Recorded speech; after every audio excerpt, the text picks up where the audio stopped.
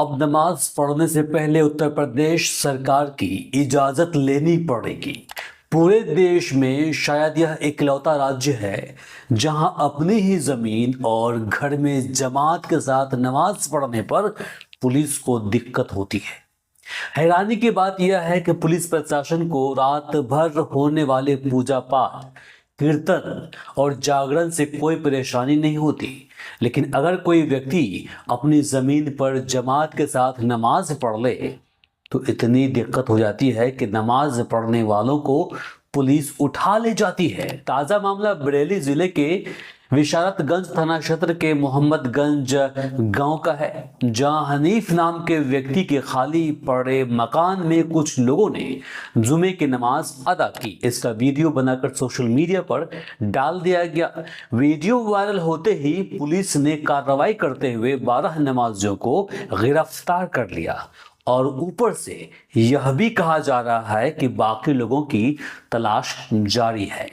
Police का कहना है कि ग्रामीणों की शिकायत थी कि संबंधित मकान में लगातार जुमे की नमाज पढ़ी जा रही थी और इसके लिए प्रशासनिक अनुमति नहीं ली गई थी।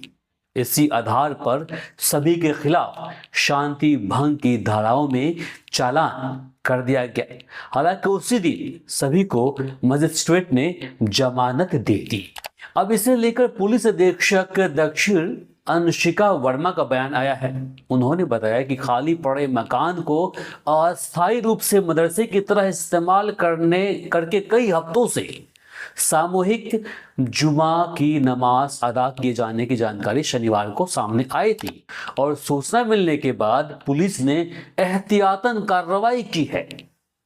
उन्होंने बताया कि पुलिस ने मौके से 12 लोगों को शनिवार को शांति भंग करने की धाराओं में चालान किया, जहां आरोपियों को शनिवार को ही मजिस्ट्रेट के समक्ष पेश किया गया, जहां से उन्हें जमानत मिल गई। उन्होंने आगे बताया कि पुलिस फरार 3 आरोपियों की तलाश में दबिश दे रही है। वर्मा ने कहा कि बिना अनुमति किसी भी प्रकार की धार्मिक गतिविधि या आयोजन करना कानून का उल्लंघन है। वे आगे कहते हैं कि भविष्य में इस तरह की गतिविधियों पर सख्ती से कार्रवाई की जाएगी। मतलब साफ है कि उत्तर प्रदेश पुलिस के मुताबिक अगर आप साथ में नमाज पढ़ते हैं और इसके लिए प्रशासन से अनुमति नहीं लेते तो आप शांति भंग कर रहे हैं। इस पूरे मामले पर तथाकथित सेक्युलर नेताओं की खामोशी भी सवालों के घेरे में है। न अखिलेश यादव बोले, न मायावती ने कोई प्रतिक्रिया दी, न चंद्रशेखर आजाद रावण सामने आए, यहां तक कि कांग्रेस और एआईएमआईएम के नेता ने भी चुप्पी साधे रखी। शायद सभी को यही डर सता रहा होगा कि कहीं बहुसंख्यक वोट बैंक खिसक न जाए। खैर, अब सवाल राजनीति का नहीं जबकि कानून का है।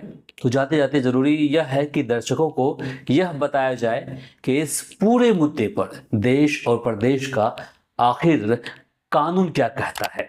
भारत का संविधान हर नागरिक को अपने धर्म को मानने और शांतिपूर्ण तरीके से प्रार्थना, पूजा पाठ, नमाज पढ़ने का अधिकार देता है। कानून की नज़र में अगर कोई व्यक्ति अपने निजी घर या जमीन पर बिना शोर शराबे और बिना किसी को परेशान किए प्रेयर करता है, नमाज पढ़ता है, पूजा पाठ करता है, तो उसके लिए प्रशासनिक अनुमति अनिवार्य नहीं है। हाँ, अनुमति तब जरूरी होती है जब प्रार्थना सार्वजनिक स्थल पर हो, भीड़ बड़ी हो या कानून व्यवस्था प्रभावित होने की आशंका हो। जहां तक उत्तर प्रदेश की बात है, यहाँ भी नियम यही है कि सार्वजनिक जगहों पर धार्मिक आयोजन के लिए अनुमति चाहिए, लेकिन निजी स्थान पर शांतिपूर्ण प्रार्थना पर पूर्ण प्रतिबंध का कोई स्पष्ट कानून नहीं है। यानी साफ है कि नमाज, पूजा पाठ या प्रेयर अपने आप में अपराध नहीं और सिर्फ अनुमति न लेने को शांति भंग का आधार नहीं माना जा सकता। अब फैसला कानून का है और उम्मीद यही है कि कानून सबके लिए एक समान लागू हो। बाकी आप देख रहे थे वी आवर्स न्यूज और मैं हूं इमरान। नमस्कार, शब खैर।